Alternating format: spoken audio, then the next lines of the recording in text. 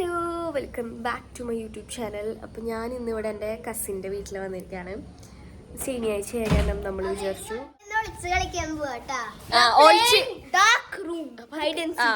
നമ്മൾ കളിക്കാൻ പോകുന്നത് ഹൈഡ് ആൻഡ് സീക്ക് ആണ്. ഡാർക്ക് റൂം എന്ന് പറയും. എന്ന് വെച്ചാൽ വീട് മൊത്തം ഇരുട്ടാക്കിയിട്ട് നമ്മൾ ക്യാച്ചർ പുറത്ത് നിന്നിട്ട് നമ്മൾ ഇരുട്ടത്ത് വിളിക്കും. എന്നിട്ട് ഇരുട്ടത്ത് തന്നെ ക്യാച്ചർ വന്ന് നമ്മളെ കണ്ടുപിടിക്കണം. അതാണ് നമ്മളെ ഗെയിം. അപ്പോൾ ഞാനും എൻ്റെ പിള്ളേർ സെറ്റും അത് കളിച്ചിട്ട് വരാം. ഗായ്സ്, ഞങ്ങൾ ഇവിടെ hide and seek dark room കളിക്കുമ്പോ എന്റെ പിള്ളേര് ഒളിച്ചു നിൽക്കുന്ന രീതി നോക്ക്. എടാ നീ നിക്കണ്ട, നീ നിന്ന് അവരെ കാണും. പിന്നെ ഒരാൾ ഇവിടെ വെരി ഗുഡ്. ഇതെങ്ങനെ അവള് കണ്ടുപിടിക്കില്ല. ഞങ്ങളുടെ ഡാർക്ക് റൂം എങ്ങനെയുണ്ടായിരുന്നു? ഫണ്ണായിരുന്നില്ലേ? പേടിയായോ?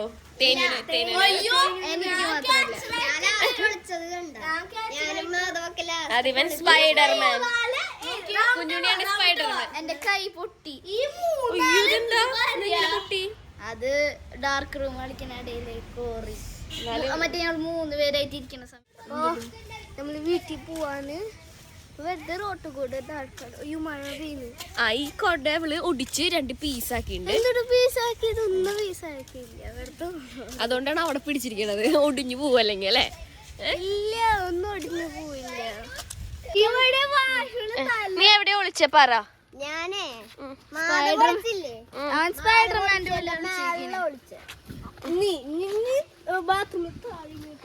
അല്ല, ഞാൻ വീഡിയോ എടുത്തിട്ടുണ്ട്, ഞാൻ കാണിച്ചു. സ്പൈഡർമാൻ പോലെ ഒളിച്ചിരിക്കുന്നു.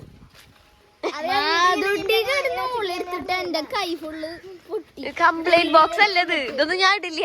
എന്തൊട്ടിത്? വല്ലാത്തൊരു ചിരി. അതെ പോയിക്കോളെ. വീട്ടിലേക്ക് പോവാ.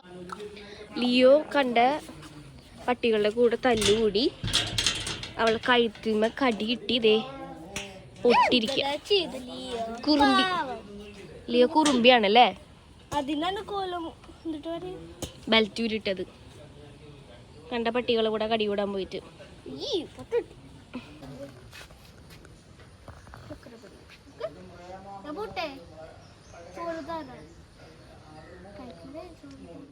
മാതുട്ടിക്ക് ഏറ്റവും ഇഷ്ടം എന്താണെന്നറിയോ? രാത്രി ഉറങ്ങുമ്പോ മിന്നു ചേച്ചിയുടെ പ്രേതകഥ അല്ലേ? മിന്നു ചേച്ചിയുടെ പ്രേതകഥ ഫാനല്ലേ? ഇവളെപ്പോഴും രാത്രി എൻ്റെ അടുത്ത് വന്നിട്ട് പറയും, മിന്നു ചേച്ചി പ്രേതകഥ പറഞ്ഞായോ അല്ലേ? എന്നിട്ട് ഞാൻ കുറെ പ്രേതകഥ പറഞ്ഞു കൊടുക്കും. കുറെ ഉണ്ടാക്കി പറഞ്ഞു കൊടുക്കും. അപ്പോൾക്ക് ഇഷ്ടാണോ? പിന്നെ റിയലായിട്ട് പറയും. റിയൽക്ക് ആദ്യം പറയാറുണ്ട് കേട്ടോ, അല്ലേ? പിന്നെ നമ്മളുടെ ഫ്രണ്ട് ലിമ്മിയുടെ കല്യാണത്തിന് പോയി. ലിമ്മിയുടെയും ഫവാദിൻ്റെയും കല്യാണം നമുക്ക് ഭയങ്കര സ്പെഷ്യലായിരുന്നു. ആ കല്യാണം വേറെ ഒന്നും കൊണ്ടല്ല, നമ്മളെല്ലാവരും കണ്ടു വളർന്നൊരു ലവ് സ്റ്റോറിയാണ് ഇവരുടെ. സ്കൂളിൽ പഠിക്കുമ്പോൾ തൊട്ടുള്ള ലവ് സ്റ്റോറിയാണ്, വളരെ കുഞ്ഞു ക്ലാസ്സിൽ തൊട്ടുള്ളത്. അതുകൊണ്ട് തന്നെ നമുക്ക് എല്ലാവർക്കും അറിയാം ഇവരെ 2 പേരെയും. ഇവരുടെ അപ്സ് ആൻഡ് ഡൗൺസ് ഒക്കെ നമ്മളും കണ്ടിട്ടുണ്ട്. അതുകൊണ്ട് ഈ കല്യാണം നമുക്ക് എല്ലാവർക്കും ഭയങ്കര സ്പെഷ്യലായിരുന്നു കേട്ടോ.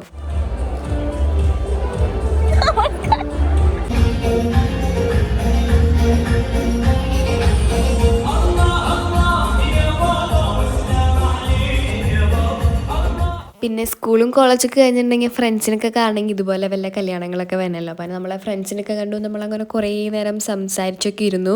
ഫുഡൊക്കെ കഴിച്ചു അതിൻ്റെ ഇടയിൽ. എന്നിട്ടാണ് ലിമ്മിയുടെ എൻട്രി. അതൊരു മാജിക്കൽ മൊമെൻ്റ് ആയിരുന്നു. ലിമ്മിയുടെയും ഫവാദിൻ്റെയും ആ ഒരു യൂണിയനൊക്കെ ഉണ്ടല്ലോ, ഏതാണ്ടൊരു സിനിമ കണ്ട എഫക്റ്റ് ആയിരുന്നു എനിക്ക്. സീരിയസ്ലി അത് നിങ്ങൾക്കത് എത്രത്തോളം എക്സ്പ്ലെയിൻ ചെയ്ത് തരാൻ പറ്റുമെന്ന് അറിയില്ല. നമുക്ക് ആ മൊമെൻറ്റ് ഭയങ്കര പ്രൈസ്ലെസ് ആയിരുന്നു. കണ്ടു നിൽക്കുന്ന എല്ലാവരുടെയും കണ്ണ് നിറഞ്ഞു.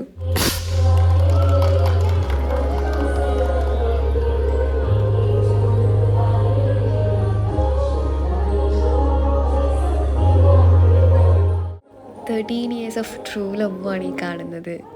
അത് കാണാൻ പറ്റിയില്ല, ഞാൻ ഭയങ്കര ലക്കിയാണെന്ന് ഞാൻ പറയും. Because that was so magical.